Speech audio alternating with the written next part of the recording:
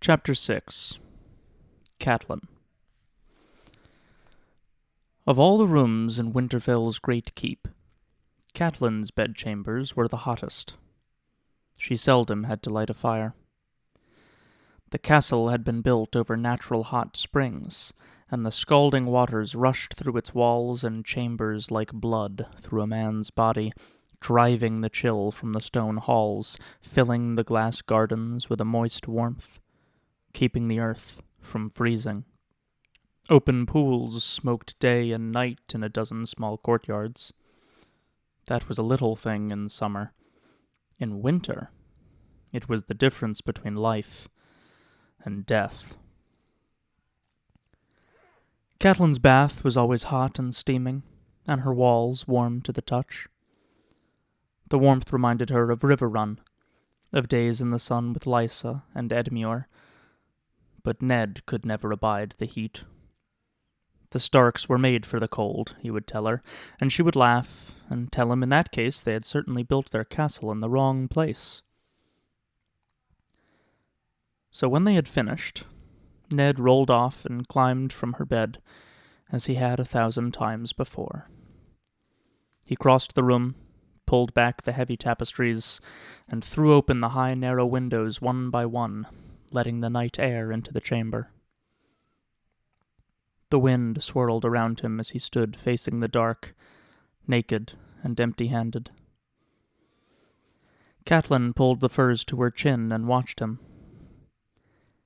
He looked somehow smaller and more vulnerable, like the youth she had wed in the sept at River Run 15 long years ago. Her loins still ached from the urgency of his love-making. It was a good ache. She could feel his seed within her. She prayed that it might quicken there. It had been 3 years since Rickon. She was not too old. She could give him another son.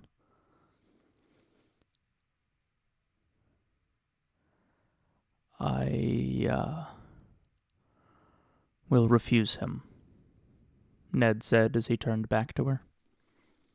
His eyes were haunted, his voice thick with doubt. Catelyn sat up in the bed. "You cannot! You must not!" "My duties are here in the north. I have no wish to be Robert's hand." "He will not understand that. He is a king now, and kings are not like other men. If you refuse to serve him, he will wonder why, and sooner or later he will begin to suspect that you oppose him. Can't you see the danger that would put us in?" Ned shook his head, refusing to believe. "Robert would never harm me or any of mine. We were closer than brothers. He loves me. If I refuse him, he will roar and curse and bluster, and in a week we will laugh about it together. I know the man." "You knew the man," she said. "The king is a stranger to you." Catelyn remembered the direwolf, dead in the snow, the broken antler lodged deep in her throat. She had to make him see. "Pride is everything to a king, my lord. Robert came all this way to see you, to bring you these great honors. You cannot throw them back in his face." "Honors?" Ned laughed bitterly. "In his eyes, yes," she said. "And in yours?" "And in mine," she blazed, angry now. Why couldn't he see? "He offers his own son in marriage to our daughter. What else would you call that? Sansa might someday be queen. Her sons could rule from the Wall to the mountains of Dorne. What is so wrong with that?" "Gods, Catelyn. Sansa is only 11, Ned said. And Joffrey is..." She finished for him. Crown Prince, and heir to the Iron Throne.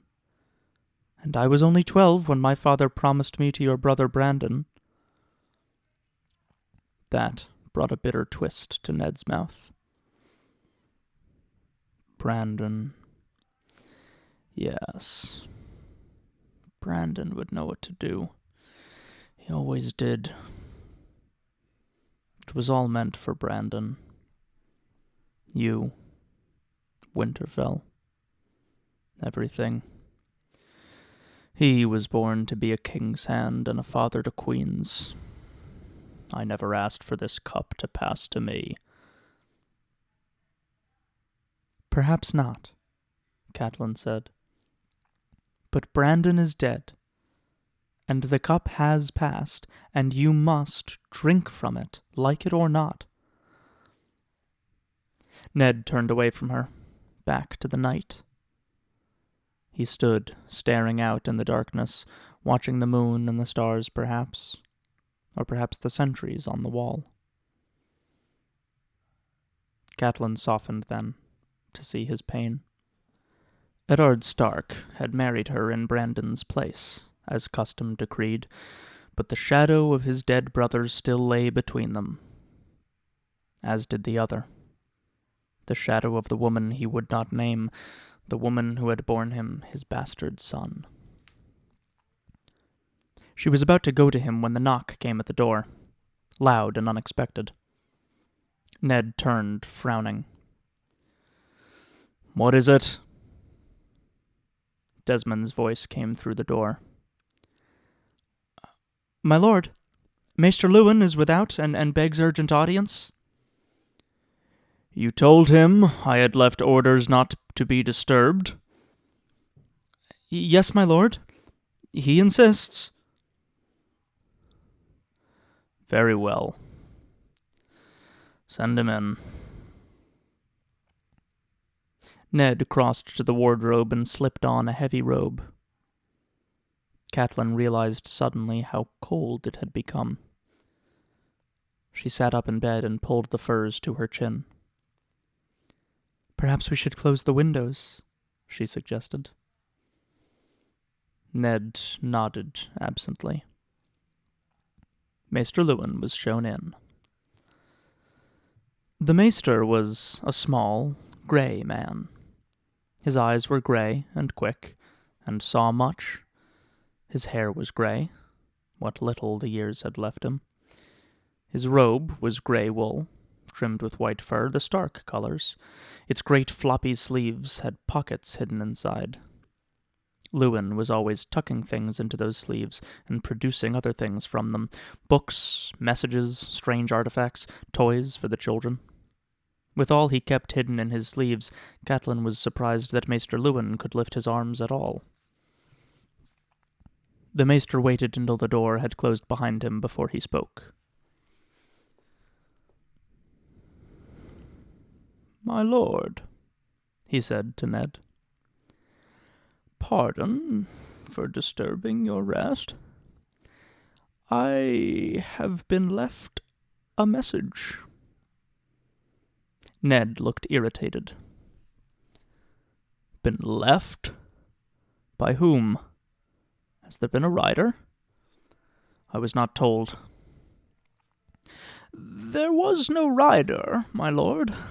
Only a carved wooden box left on a table in my observatory while I napped. My servants saw no one, but it must have been brought by someone in the king's party. We have had no other visitors from the south." "A wooden box, you say?"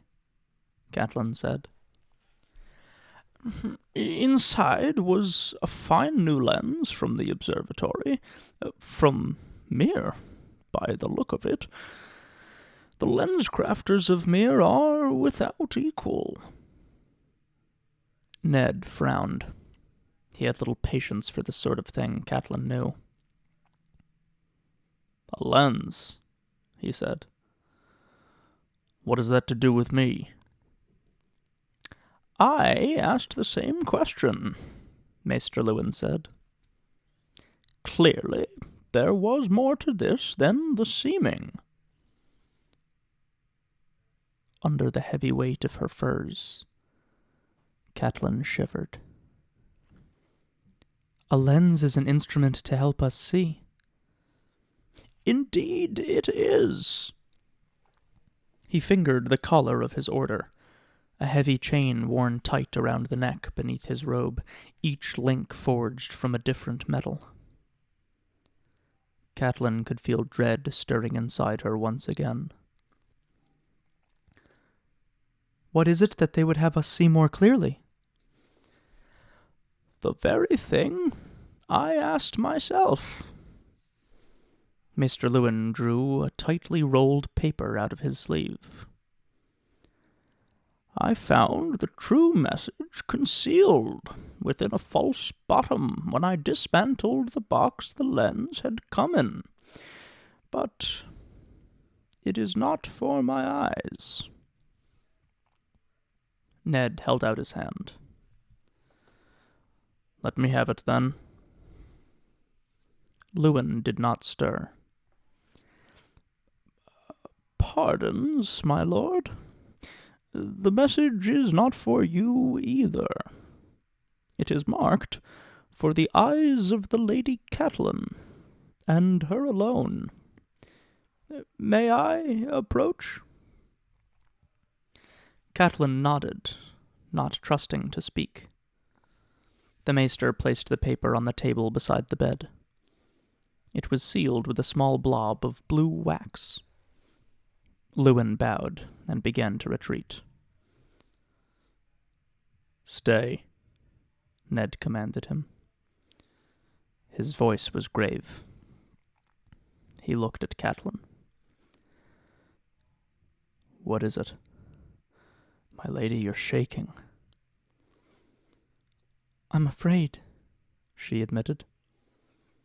She reached out and took the letter in trembling hands. The furs dropped away from her nakedness, forgotten. In the blue wax was the moon and falcon seal of House Arryn. It's from Lysa. Catelyn looked at her husband. It will not make us glad, she told him. There is grief in this message, Ned. I can feel it. Ned frowned, his face darkening.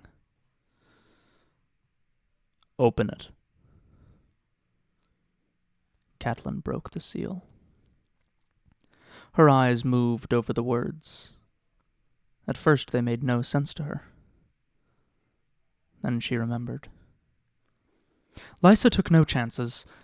When we were girls together, we had a private language, she and I. Can you read it?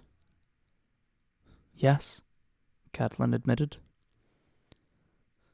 Then tell us. Perhaps I should withdraw, Maester Lewin said. No, Catelyn said. We will need your counsel. She threw back the furs and climbed from the bed. The night air was as cold as the grave on her bare skin as she padded across the room. Maester Lewin averted his eyes. Even Ned looked shocked. What are you doing? He asked. Lighting a fire, Catelyn told him. She found a dressing gown and shrugged into it, then knelt over the cold hearth. Maester Lewin, Ned began. Maester Lewin has delivered all my children, Catelyn said. This is no time for false modesty. She slid the paper in among the kindling and placed the heavier logs on top of it. Ned crossed the room, took her by the arm, and pulled her to her feet. He held her there, his face inches from hers. My lady, tell me, what was this message? Catelyn stiffened in his grasp. A warning, she said softly. If we have the wits to hear. His eyes searched her face. Go on. Lysa says Jon Arryn was murdered. His fingers tightened on her arm. By whom? The Lannisters, she told him. The Queen. Ned released his hold on her arm. There were deep red marks on her skin. Gods, he whispered. His voice was hoarse. Your sister is sick with grief. She cannot know what she is saying. She knows, Catelyn said. Lysa is impulsive, yes, but this message was carefully planned, cleverly hidden. She knew it meant death if her letter fell into the wrong hands. To risk so much, she must have had more than mere suspicion. Catelyn looked to her husband. Now we truly have no choice. You must be Robert's hand. You must go south with him and learn the truth. She saw at once that Ned had reached a very different conclusion. The only truths I know are here. The south is a nest of adders I would do better to avoid. Lewin plucked at his chain collar where it had chafed the soft skin of his throat. The hand of the king has great power, my lord. A power to find the truth of Lord Arryn's death, to bring his killers to the king's justice. Power to protect Lady Arryn and her son, if the worst be true. Ned glanced helplessly around the bedchamber. Catelyn's heart went out to him, but she knew she could not take him in her arms just then. First, the victory must be won, for her children's sake. You say you love Robert like a brother. Would you leave your brother surrounded by Lannisters? The others take both of you, Ned muttered darkly. He turned away from them and went to the window. She did not speak, nor did the maester. They waited, quiet, while Eddard Stark said a silent farewell to the home he loved. When he turned away from the window at last, his voice was tired and full of melancholy, and moisture glittered faintly in the corners of his eyes. My father went south once, to answer the summons of a king. He never came home again. A different time, Maester Lewin said. A different king. Yes, Ned said dully. He seated himself in a chair by the hearth. Catelyn, you shall stay here in Winterfell. His words were like an icy draught through her heart. No, she said, suddenly afraid. Was this to be her punishment? Never to see his face again, nor to feel his arms around her? Yes, Ned said, in words that would brook no argument. You must govern the north in my stead, while I run Robert's errands. There must always be a Stark in Winterfell. Robb is 14. Soon enough he will be a man grown. He must learn to rule, and I will not be here for him. Make him part of your councils. He must be ready when his time comes. God's will not for many years, Maester Lewin murmured. Maester Lewin, I trust you as I would my own blood. Give my wife your voice in all things, great and small. Teach my son the things he needs to know. Winter is coming. Maester Lewin nodded gravely. Then silence fell, until Catelyn found her courage and asked the question whose answer she most dreaded.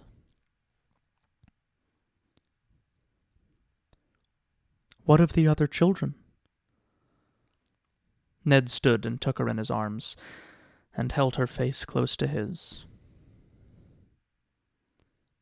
"Rickon is very young," he said gently.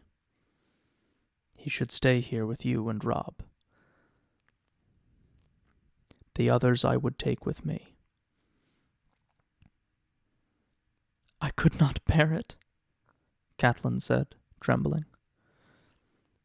"You must," he said.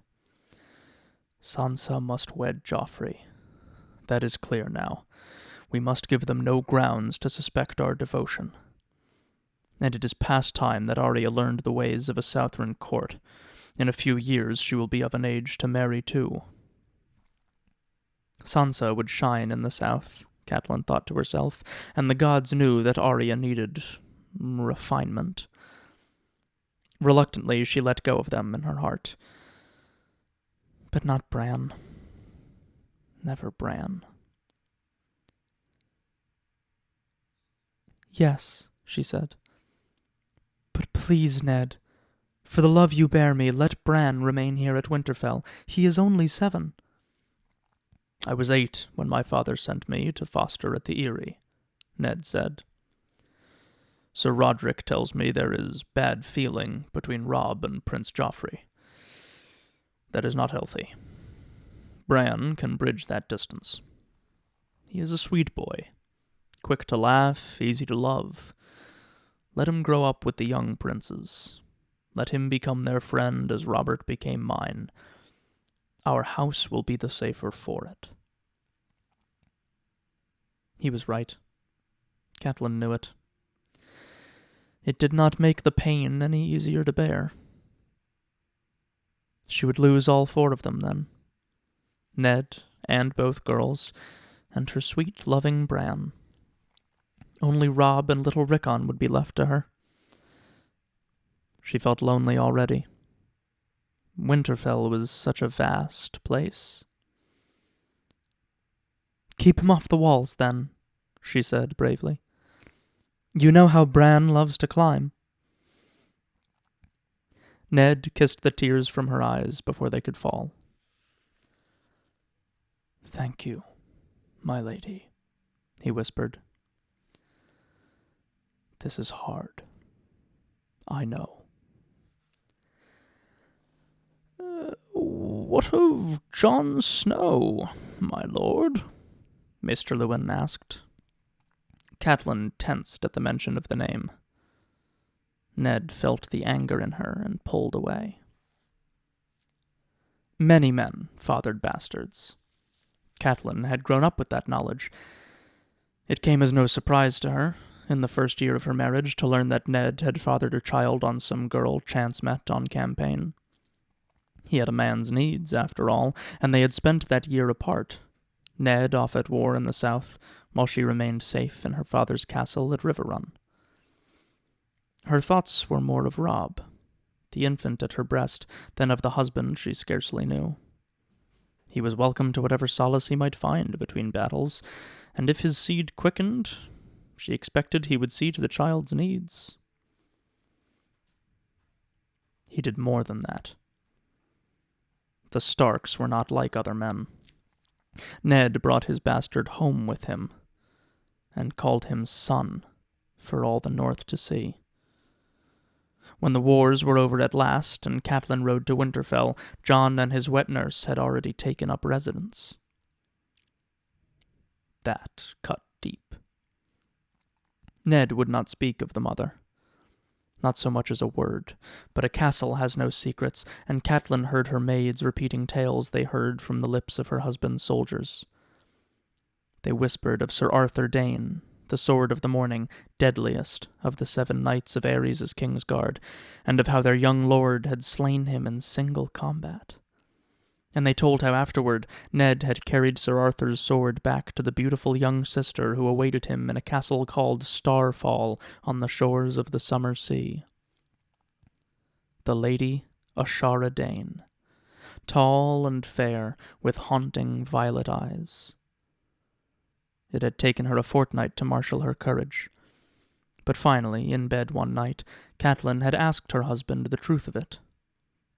Asked him to his face. That was the only time in all their years that Ned had ever frightened her.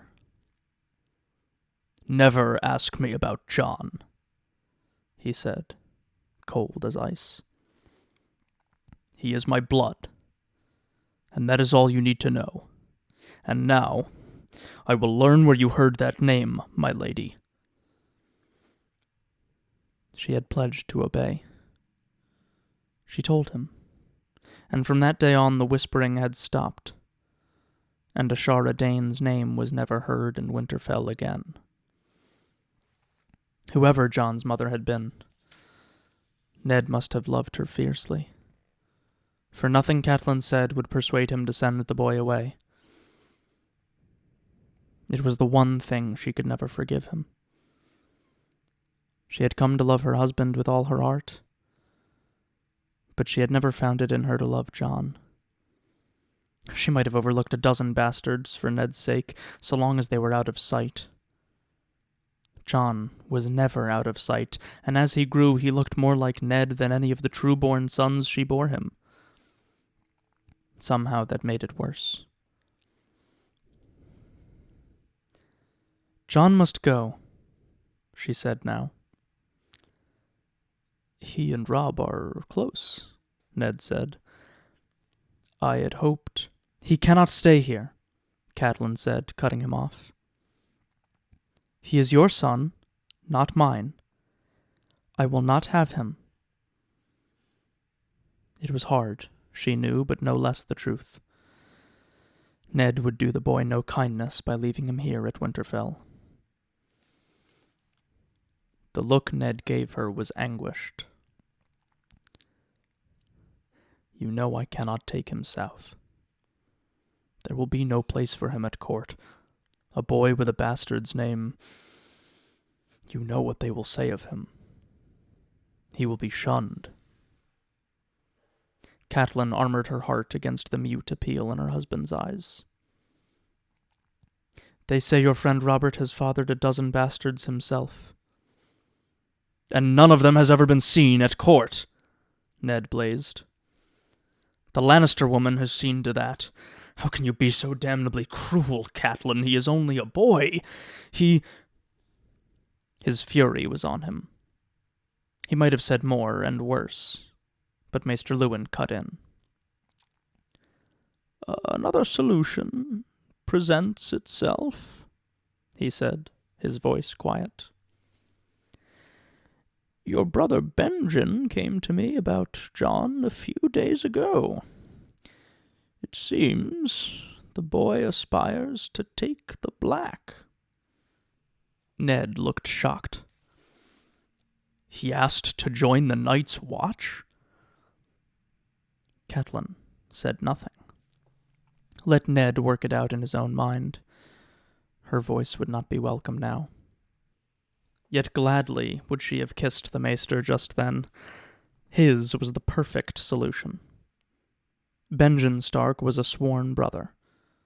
Jon would be a son to him, the child he would never have, and in time the boy would take the oath as well.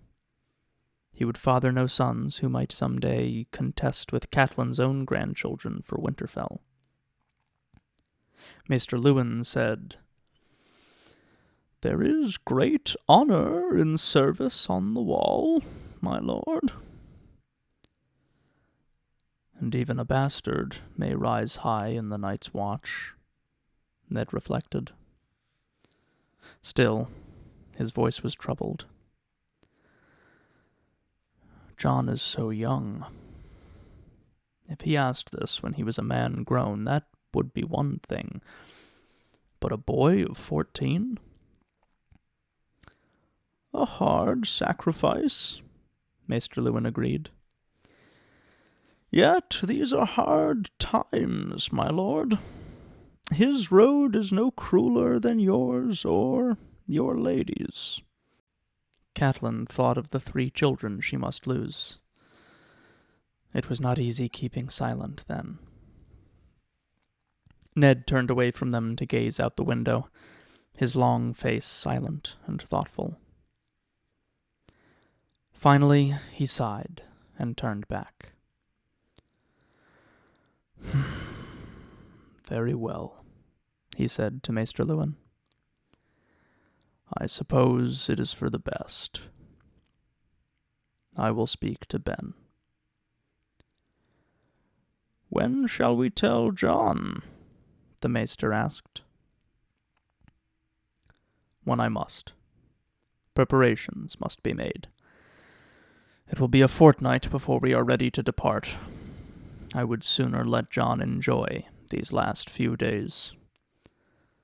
Summer will end soon enough, and childhood as well. When the time comes, I will tell him myself."